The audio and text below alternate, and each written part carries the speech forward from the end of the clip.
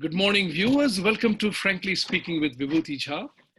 As you know, on my screen share is Dr. Rakesh Sharma. Dr. Rakesh Sharma is Director of ICU and Chairman of Medicine at St. Catherine's of Siena in Smithtown, Long Island. Dr. Sharma and myself, we go long time in our friendship, as well as TV relationship. So in reality, it was with Dr. Sharma that we started the conversation about coronavirus when it had just broken. So those of you who have remembered that program, you would recall that Dr. Sharma had very articulately that this particular coronavirus is nothing new. It is there just like another variation of a mutated variation of coronavirus. Since then, we have moved a long distance, Dr. Sharma.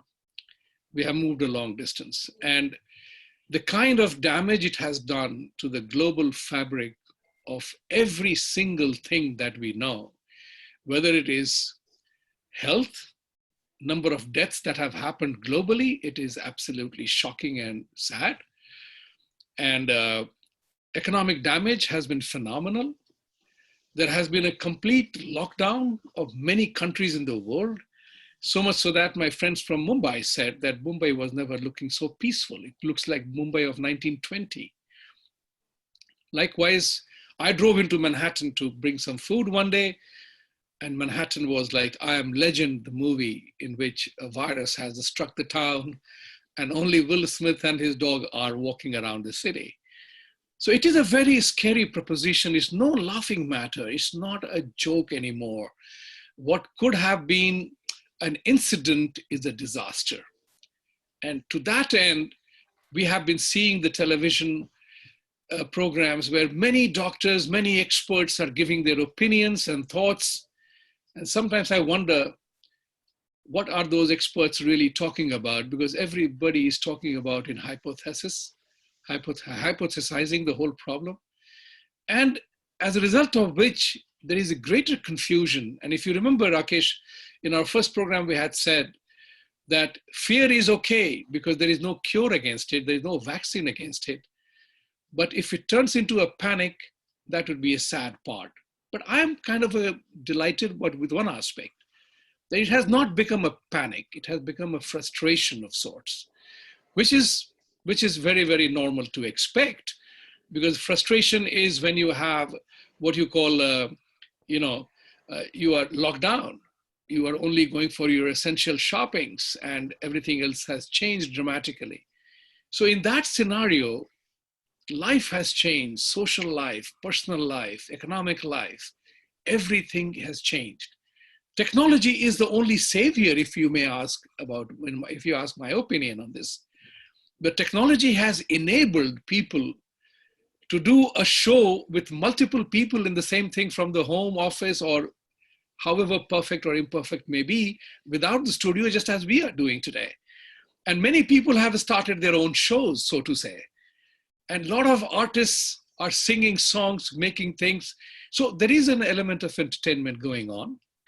But it is important for us to know, to hear from an expert like you, who have confronted coronavirus problem and the people suffering from it hands-on. And you are the person in the ICU, director of ICU.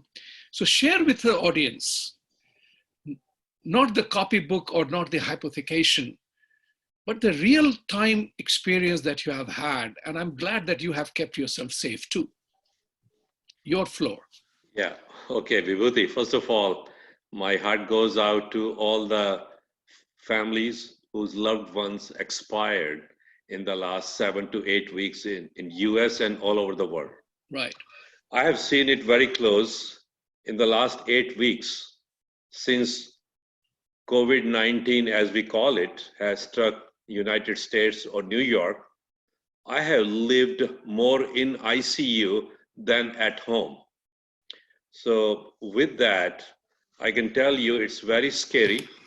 Scary not just for the healthcare workers, but for the general public. Because all the hospitals adopted a policy that families are not allowed to enter the hospital anymore. That's number one. Number two, when patients die in the hospital, believe it or not, their families can't even come and see their loved ones. Wow. So that is the first time I have ever seen in my life that there is some policy which perhaps is necessary so that we don't spread the disease to family members. But it's the first time where a family is unable to see their loved ones who is dying or who is dead. With that, what I want to share is that most of the ICUs are more than full all over New York. As you know that all the states in Northeast, New York, New Jersey, Massachusetts, Connecticut, and Pennsylvania have been hit very hard, and New York is the epicenter. We have close to 45% of the total deaths of US in New York alone. Given that, healthcare workers have worked so hard, and while doing so, so many have become sick, or in fact, some of them have died. Uh, my heart goes out to the families of healthcare workers who think their loved ones are going to work, and maybe after a week or so, they themselves may end up in the hospital. I'm lucky, and most of my colleagues are very lucky that we are not sick. And I hope that none of us get sick to a point where we really lose our lives. Coronavirus or COVID-19, which has hit the US disproportionately as compared to the rest of the world, we have seen roughly 27% of the total deaths of the entire world, which is not something to brag about. In fact, I feel bad that such a rich and developed country did not know how to tackle the situation. Do I blame one person for that? Absolutely not. I think politicians are taking more heat than they should have taken. This actually is fault of CDC, WHO, NIH, and all the experts who call themselves geniuses. They have been more wrong than Donald Trump or the governors of number of states. And I think they all need to share the blame because they didn't see it coming. And this is what is going on, and general public is paying for the faults of very few people at the top. I mean, you have been remarkably frank about, saying that people of the fraternity, the CDC, the National Institute of Health, and the likes, they completely miss the data. Now, they have one escape hatch. And you are absolutely right. It's not about putting blame, because I personally believe that I don't think whether the president, governor of any country or any state in the world wanted people to die. So they all tried their best to stave off the disaster, but the information coming was slow or inadequate. As I watched Mr. Trump give his press conference on Thursday evening, he said that the fact remains that it started from China. And if China wanted to stop it, they could have. Now, I do not think he's making a political statement there. The idea is not to embarrass China, because he also said the Chinese people are very smart. They knew if you had allowed, I mean, we all know that, it's a fact, that if China did not allow people from Wuhan to travel within China, but let them go to other parts of the world, that's a problem that I'm having very hard to reconcile with. Because there is an element of accountability and responsibility that has to be arrived at. Think about it like this, we have had, disasters have happened in the past, health disasters, natural disasters have happened in the past. But this is something which has been cataclysmic.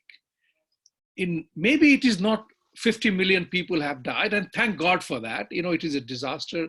You feel sad for anybody who lost their lives for this disease. But the fact of the matter remains is that middle class poor people have been hit very hard. Every country, the economies have come to a grinding halt. Only 1/3 of the economies are running off essential commodities, essential services. The rest of the economy is dead. The travel industry, everything that we saw visibly, restaurants, movies, entertainment, sports, everything is shut down. The question is, somebody has to be held accountable for that. My challenge is in this regard is that yes, each one acted according to when they got the time, the information. So for example, politics does play a role. So think about it like this: when Mr. Trump imposed the ban on Europe and China from coming here, people from coming here, many politicians of the other side, leading with Joe Biden himself, a presidential candidate, talked about Trump being a bigot, and that fact that he was scaring the people out. And he was talking about that China is not our competition. That was very bad, in the sense that they were trying to hold one person, putting Trump in a hole as a responsible person for the deaths of people. But that brings me to another issue as well. And you are right. Governor is not to be blamed. Mayor is not to be blamed. No single individual can be blamed. But there is a very important factor. And that I related with East and West, New York and California. Both are blue states, right? Both the governors hate Trump as a president. It's on record. It's not we are making up the story. But both of them paid tributes to Trump, paid him compliments, including New Jersey governor, including Oregon governor, Washington governor. They all paid him compliment that he attended to their call seriously, and the people in his administration responded seriously. My question here is, since we live in New York almost accounts for 50% of the America's coronavirus cases, and as much, almost 50% deaths caused on that account. So New York City, which is the hub of all activities, business activities, sightseeing, travel, it led to Nassau County and Suffolk, where you are, and Nassau, where I am, New Jersey, getting very badly affected. My sadness came from the fact that governors and mayors' ratings have gone up. I don't know who does that rating. Come on, you failed miserably. You admit that you played badly. That's a different matter. Taking responsibility is good. But the fact of the matter remains that it's on record that both governor, and he's a very popular guy, and mayor, who he's not so popular in New York City, they talked about that New York has the best healthcare system. And look what the best healthcare system has done.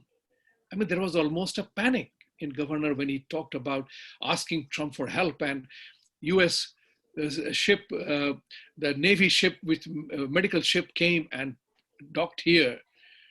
That's the point which I'm trying to say. How can the media and the people not owe responsibility for the enormous damage that has happened to New York State and New York City, which is where the whole thing flows, the entire activity flows. In New York is the world by itself. So think about it from that point of view, and that angers me. And Nassau County has had, I just collected the data. Nassau County has 11% of the New York deaths are in Nassau County, 1,600 and over 1,680, 36,000 cases. Suffolk has 1,155 deaths as of Thursday, and 33,000 cases. Now, this is absolutely unforgivable mistake. Absolutely. When you look at the data or the numbers, if we assume or we admit that China is telling the truth, if entire country of China, 6,000 to 7,000 people died, if we think they are not lying, then you compare China with New Jersey, where more than 7,000 people died. Right. You look at New York, where more than 18,000 people died. Correct.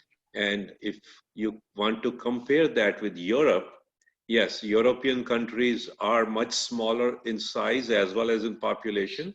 So they roughly, if you look at Italy, I think between 26 to 30,000 people died. France, almost 25, and Spain, almost 25,000. So compared to that, United States has less percentage of people who died, but Yes. number-wise, we top the world.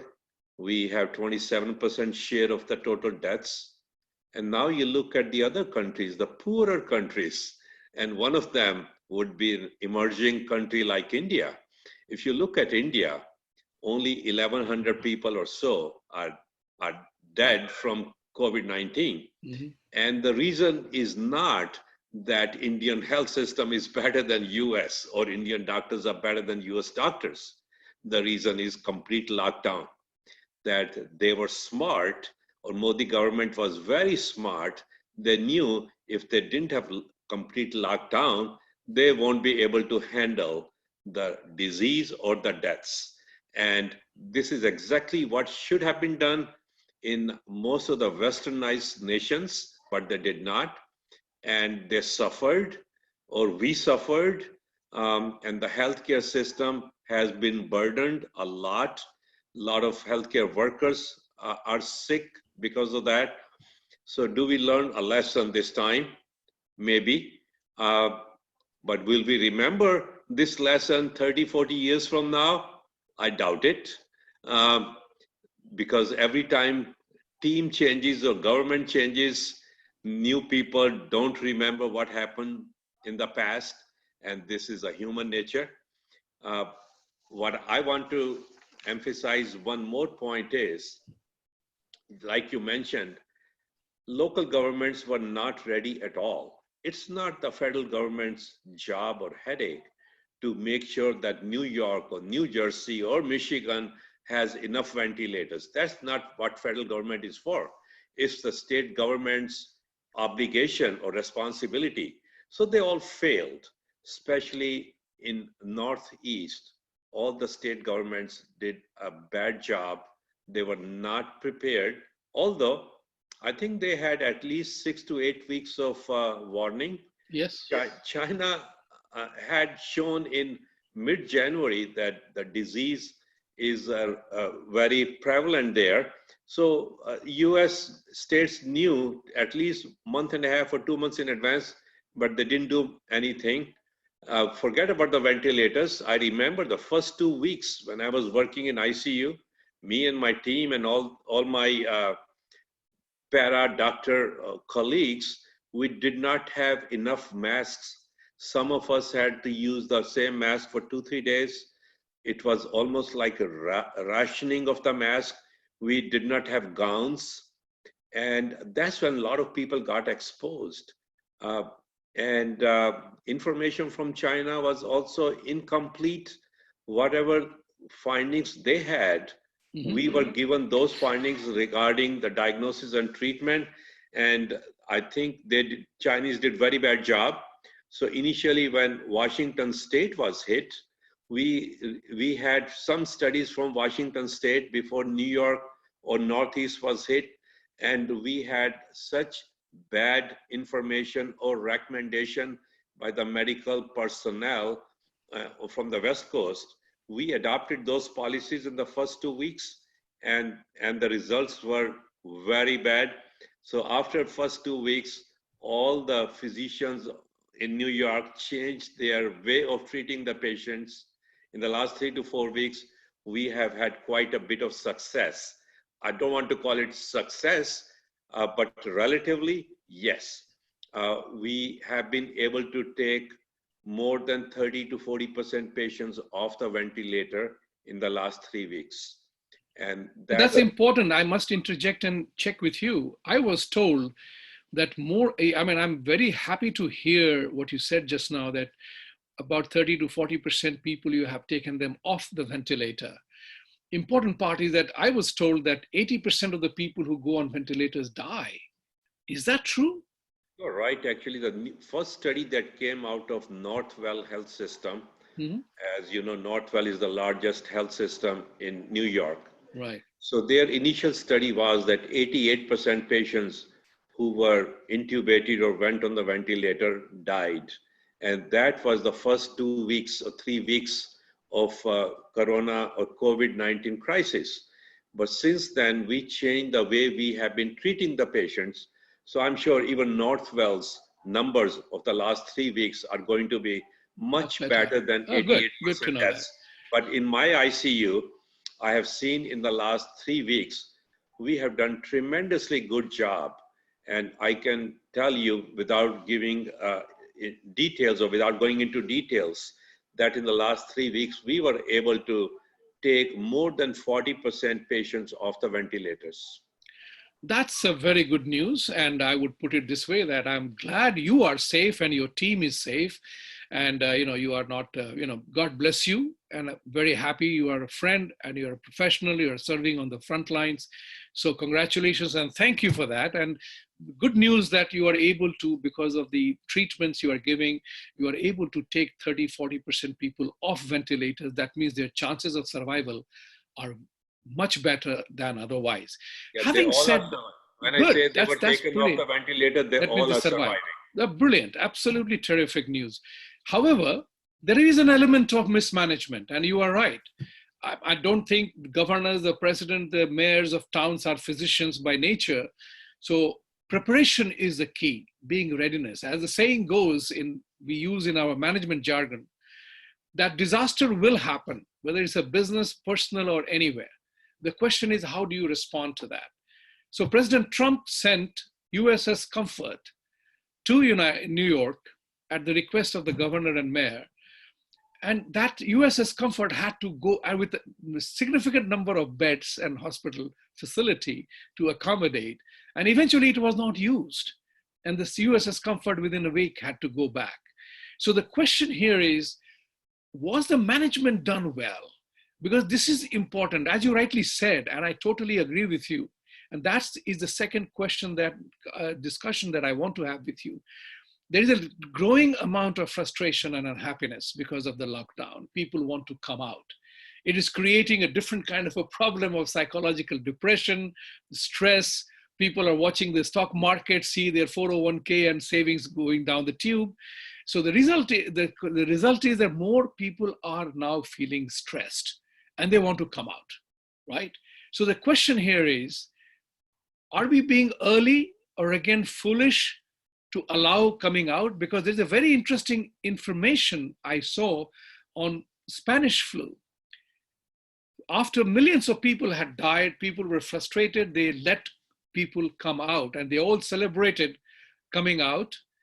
And then there was a relapse and the virus came back and led to 30 million people additional dying. It remained for 2 to 3 years and 50 million people died. So is the anxiety to return to normalcy an early step, hasty step, or it ought to be more regulated than just letting people come out? I What are the think, odds of that? yes, I think this is an excellent question. Thank you. And problem here is multifactorial. Everyone is looking from their own angle. Politicians are looking as if they are the supervisors of businesses, and they are not. Right. And other people are looking at their benefit, whether it's a hotel industry or entertainment industry. They also want to now make money. How long can they remain closed? But they all forget that this is a science. Virus has nothing to do with whether you are winning or losing, whether you're making money or not.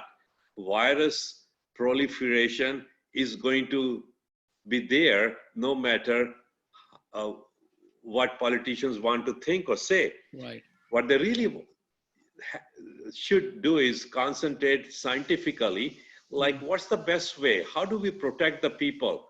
Not just the economy. Economy will rebound. Um, Whether it might take a little longer, but it will. So people's lives, I think, matter much more. And I hate to say that media has done very bad job. You can watch news all day long and you will not understand at the end of the day what exactly a common man is supposed to do. Hmm. Now, no one will tell you as a layman, whether you watch CNN, Fox, or other channels, that in case we open up the field or the economy, how is one supposed to behave? So that is the problem. There are no guidelines. So my opinion, to answer your question, is they are jumping a little too fast to open the market. Should they do certain things first? Absolutely. Any business where people can work from home should be allowed first. As far as beaches are concerned, I think we all can survive without going to the beaches next month. As far as restaurants are concerned, as far as movie theaters are concerned, as far as other things where concerts or uh, things where people have to assimilate, those things are must wait for another month or so. No need to rush. So whenever they start to open anything, there are three, four things that government or media must tell people. Number one, virus does not move. We move the virus. Virus is stationary. If we don't move, virus cannot move. Only way we can spread the virus is when we move too much or we move close to someone. So what we need to do is whenever you open, please have the mask on, whether it's for the next month, 2 or 3. Without mask, one should not leave home. Washing hands and staying away from people, social distancing should be observed for next 2, 3 months. And I was amazed, as you may recall, last Saturday, not this Saturday, a week ago Saturday, this was the nicest day in New York, 63 degrees. Right. I went with my wife for a walk.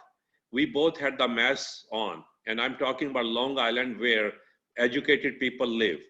80% people did not have a mask on while they were walking. Some of them were walking in a group of 5, 6, 7, and they didn't have a mask on. I mean, if this is how public has to treat this virus, I'm sorry to say that we cannot win it over. So media and government's job is everybody must be told, if we open up whatever businesses, please don't forget that mask is absolutely necessary and social distancing is a must. Those of you who are watching it, please do listen to Dr. Sharma's advice, because he has been dealing with the coronavirus problem hands on. He is not a research lab, he is not a doctor who has not seen any patient and has suddenly become an expert on TV because somebody has to talk something. It's important. You raised several points, Doctor. And, one of them was, like, I will begin my thoughts like from India. Mr. Modi was definitely smart and he was aware. And as I've always believed in the man's leadership qualities, he immediately understood that since there is no cure, since there is no testing, and India has such a high density of population, quarantining and shutting down the country was the best way. As you rightly said, subsequently you said, virus doesn't move, people move the virus. By shutting down the people's movement, he saved the country, perhaps. Although, I mean, the world is political and people want to make a sniping remark at him for whatever good reasons, in which they said that India's numbers will spike.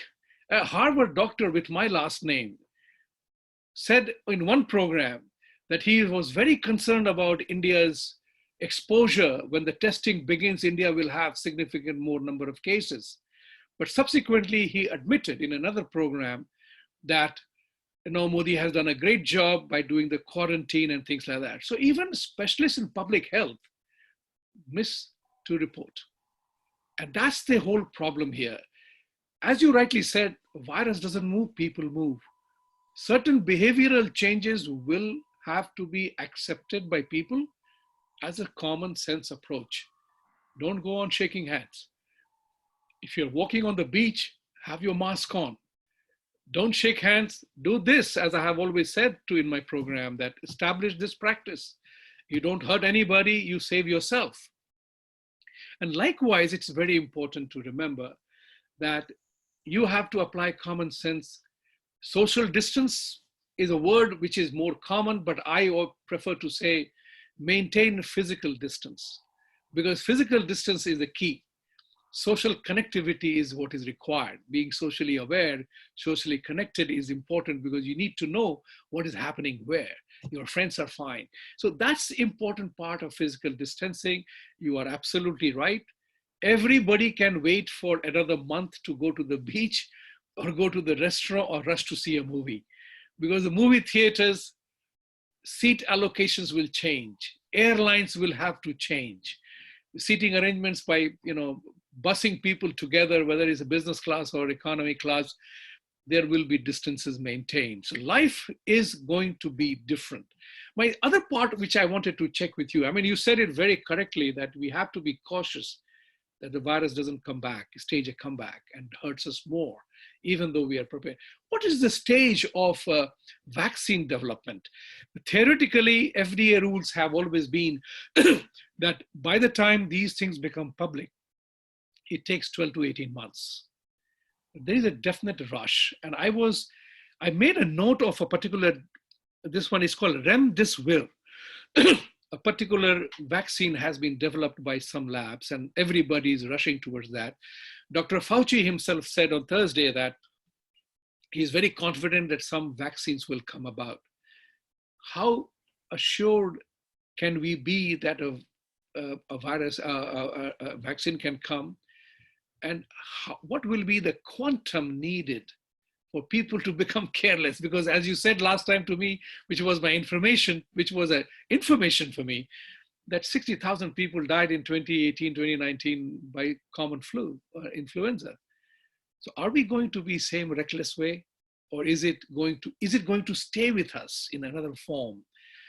Or is it like a common cold? It's like a flu, coronavirus, this strain CD19 is going to stay with us. Okay, you have asked 3 questions. Let me answer remdesivir first, which is an antiviral medication, which we have been using, or it was made mainly for Ebola.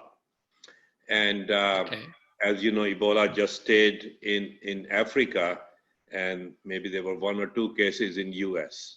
So remdesivir has been used in the last 6 weeks to treat COVID-19, and 2 studies done, one in China that did not show any difference at all, but the newest study done now, a multi-center study done, and the results came out just yesterday, showed 2 things.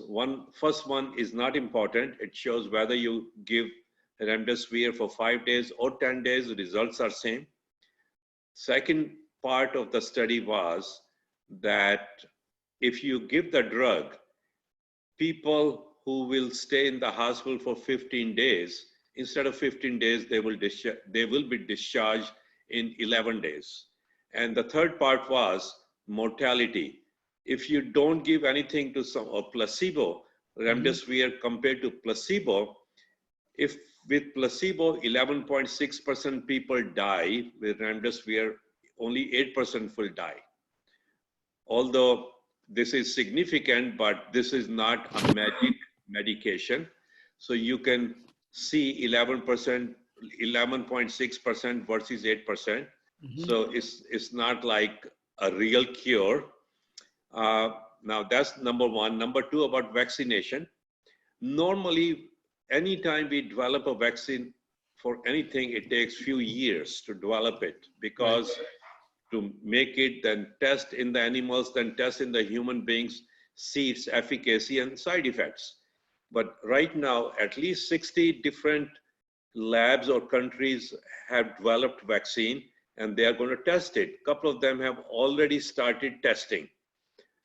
The initial, like 2 weeks ago, they were saying it might take roughly 18 months before it can be given to the public. Now they have brought the timeline down to 6 to 7 months. And that is all if everything is done very fast and FDA approves it. If that really happens, means it's efficacious and no major side effects, and everything goes as they are wishing, by fall, maybe by October or November, we should have vaccine for COVID-19. Now, there's only one thing. As we all know, influenza virus or flu vaccine is made every year. And every year, when they make it, they choose different strains of influenza, knowing that influenza mutates, means it keeps on changing its different strains.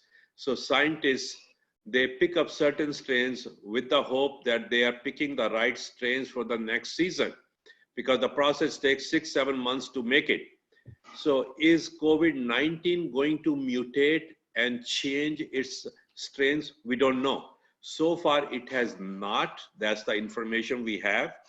So if it mutates, then you can make a vaccine, and next year, it may not be as good as it is for first year. Right. So I hope it doesn't have mutation. But looking at West Coast and East Coast of United States, as we can see, although West Coast was hit first, Washington State and California, but very few deaths there. On the East Coast, we were hit 2 weeks later, but all the deaths happen on the East Coast. It kind of tell me that these are slightly different strains, although Dr. Fauci said that these are the same strains. I don't know if this is a correct statement that I'm making, but one should not expect this much difference in death rate on West Coast as well as East Coast. So that was the answer to your second question about vaccine. And regarding treatment, we really don't have any treatment right now. All the different drugs have been tried, including hydroxychloroquine, Z-Pak, and I was going to ask you the politics of hydrochloroquine, because it's important. Because suddenly there was a demand for that, and India supplied a lot of them. President Trump paid a compliment to Prime Minister Modi for meeting the needs and requirement, and suddenly it was gone out of the conversation. But I did watch a couple of other programs where some doctors were saying that this was effective. Hydrochloroquine was effective. How and why? I'm not a medicine guy. You can tell me more about it. And on the other hand, the information also was that because we Indians have taken a lot of vaccination and we live in the way we live, we are more immune to the attack of coronavirus relative to others. Is that true? I mean, is hydrochloroquine effective medication? I wouldn't say effective. Is a good chance factor, a better chance factor? I think jury is still out. Okay. If I look at 2-3 studies, first one done by the French doctor. Yes. And he's the one who was the biggest supporter of hydroxychloroquine. Right. And according to his study or his trial of medicine, 97% or 98% of his patients stayed out of the hospital. Mm-hmm. And that's why everybody jumped. And then we had one of the doctors in upstate New York, I think he's a Hasidic Jew, who had given this to 1,000 or so patients. And he claimed that 99% of his patients didn't have to go to the hospital. So, but the real study that was done by New York State or University of Albany, that study was sent to White House last week.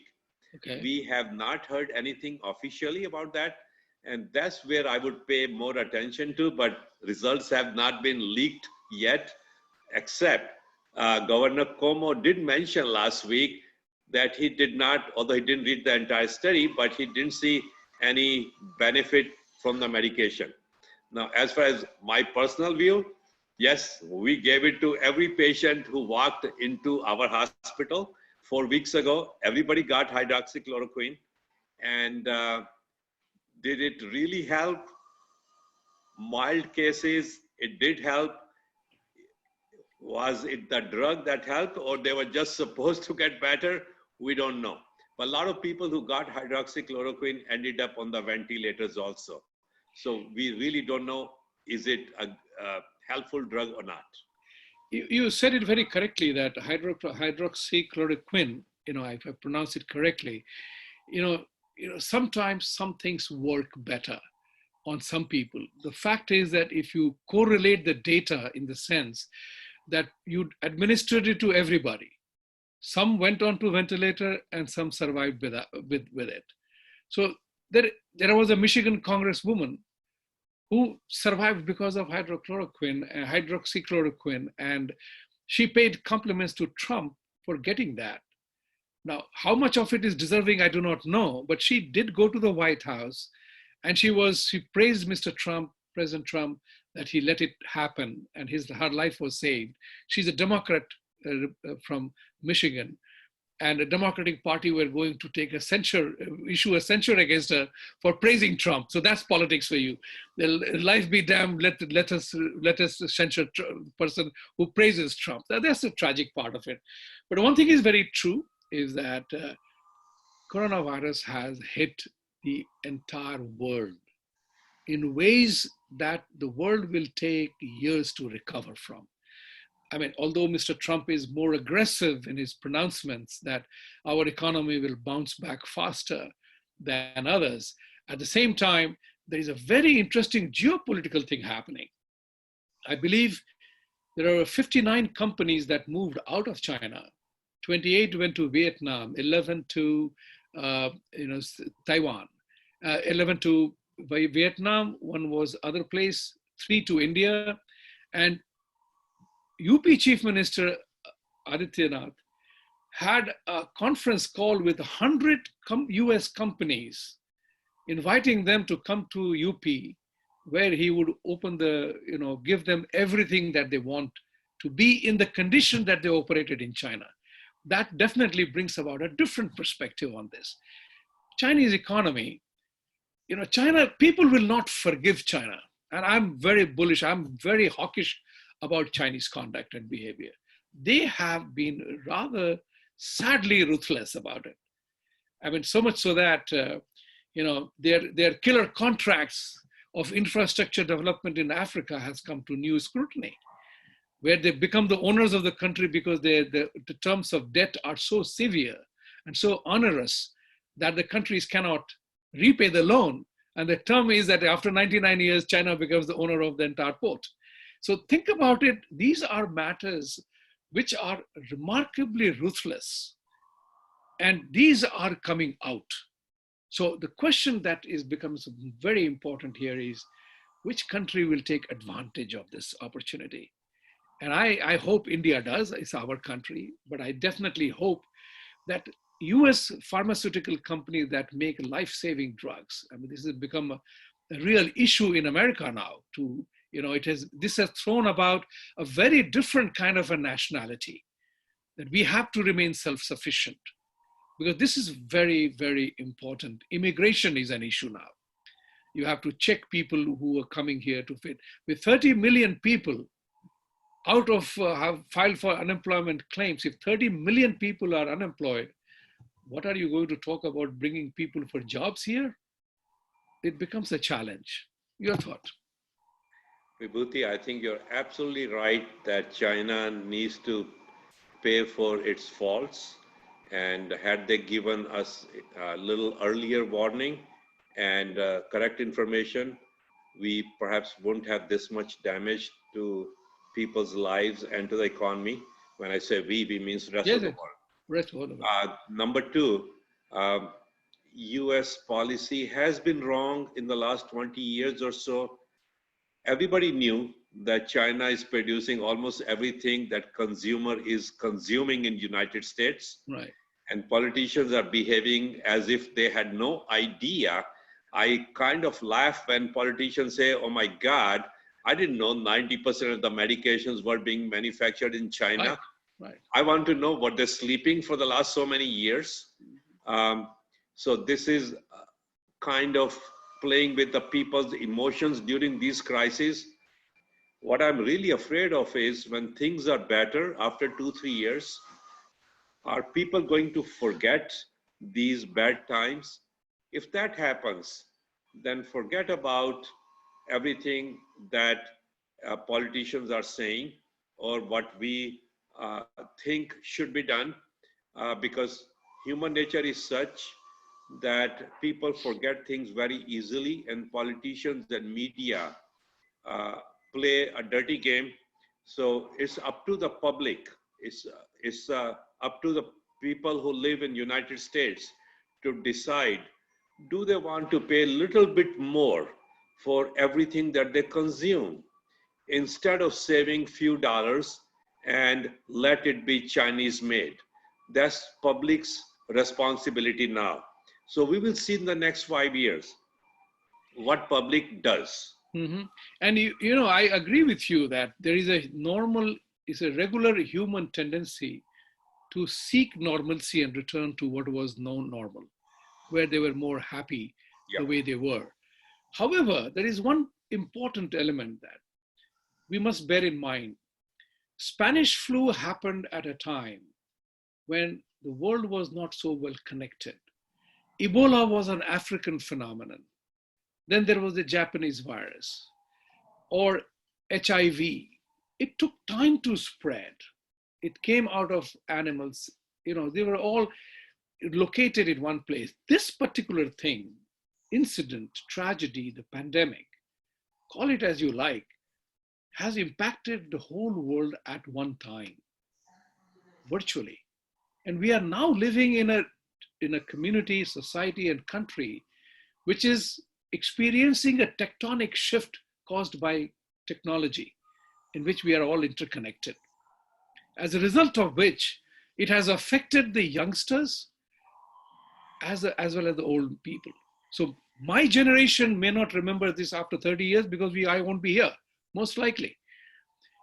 We may not be here around.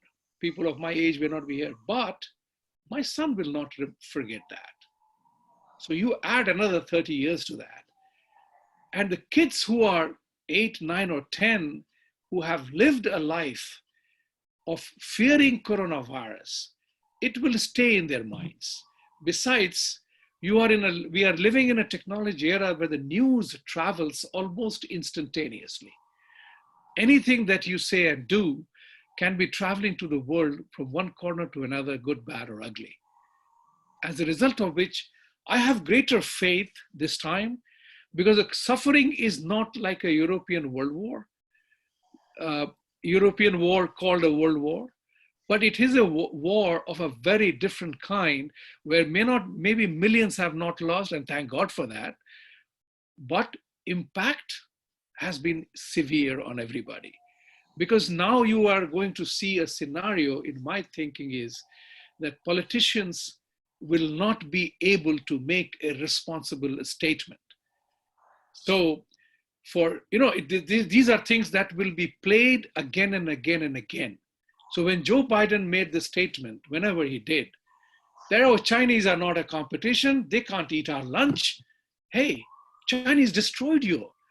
Chinese destroyed your entire booming economy, which during President Trump's rule. And China was called out by Trump in a political move on tariff. And he went about saying, he praised the Chinese leadership, and he said that China is not to be blamed, but we are to be blamed if they took advantage of us. So the question is, how much the political system will change or adapt to the whole scenario? How much will the economic systems will change? Because what has happened with coronavirus is, it is gender neutral, it is race, color, caste, creed neutral, it is age neutral, it is rich and poor neutral, it is country boundary neutral, it is religion neutral. And that brings me to the last topic of religion neutrality. And that is something which is my thought, that for once I hope people recognize there is a difference between God and religion. God is different than religion. Churches are closed. Pope delivered the Easter speech to an empty space, yeah, Vatican. Mecca is closed, so are temples. But why do certain Muslims or certain extreme sects of people believe that their God is going to save them and they are not going to be affected? That's the actual problem in India. The spread is because of that. Other places, everybody has behaved rather responsibly. People sometimes say about death and whatever, but I mean, tragically, two of our India's nice actors, Rishi Kapoor and Irfan Khan, died. Just a span of 24 hours. They had to be cremated. They had to be done. But you mentioned something, and another doctor also had mentioned, who does emergency, who handles urgent care scenario. He said the challenge is the number of dead bodies that are lying in the hospital. What is going to happen, and what is being done about it if the families can't come back to that? What the hospitals are doing is they have never seen so many deaths in such a short period. Right. Even the morgue does not have the capability of storing bodies. And at times, you cannot find the families of some of the patients who are from nursing home or who perhaps had no family member. Mm-hmm. So in New York State, especially, they have refrigerated morgues or trucks where bodies are being stored. Eventually, they will be cremated or buried. I mean, I don't want to go into more religious, Sure. but whatever they feel, whatever people think should be done. In certain countries, they have made a law, including in China, that they will be cremated, not buried. Right. Um, but coming to religion part of your statement, in India, I think what a lot of Muslims did was trying to spread COVID-19 on purpose to the general public because they wanted Modi government's program to be failed in India. They wanted to spread COVID-19 among general public, and which is a bad or sad part that you live in one nation where you were born and your kids are going to live, and now you do not think about the welfare of that nation. To me, that is not only dangerous but heartbreaking. Like we say in Hindi, jis thali mein khate ho usi mein ched karte ho. Right. So that's the bad part. Um, going back to what government is going to do with some of the people who have died and may not have families around, I think a lot of volunteer organizations are going to take care of that. But to me, it seems cremation is a much better way of disposing of the bodies than burying them. And of course, I'm not saying that because I'm a Hindu, but I think sooner or later, whether 50 years from now or 100 years from now, everyone will realize that there's not enough land left to bury people. So But that's a cremation. actually, I'm cutting you short because we are running out of time now. The important part of cremation is not the ritual of Hindus or anybody else, because we do that. Because if the virus is in the body and the body collapses, you put it in the ground, you do not know what kind of a mutation that can happen to it. Yeah. The virus is not dying by itself. It kills. Sure. So as a result of which, it has to be a cautious decision. And there are times when religion, it's like, you are a doctor and I don't need to preach to the choir. So if somebody has an infection in his arm and an arm has to be removed, at that time, religion has no role to play. Arm has to go. Otherwise, that particular disease will spread in the rest of the body and kill you. So if that is, this is the medical part of it, which is important to do. Listen, doctor, there's never enough time to talk about serious matters, good matters, and challenging matters. There are a whole lot of, as you know, in my program, I always talk about the impact and implication of any event that happens in our life, both in terms of society, technology, economics, and politics.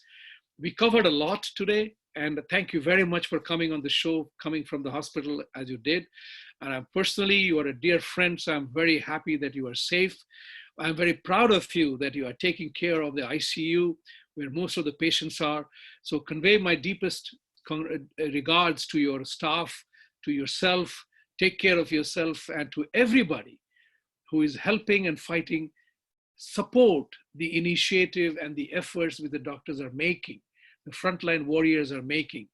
Don't make it fail by our own stupidity of not maintaining enough common sense exercise in our own behavior and conduct to jeopardize our life and others' life. So, with these few thoughts, I say thank you again.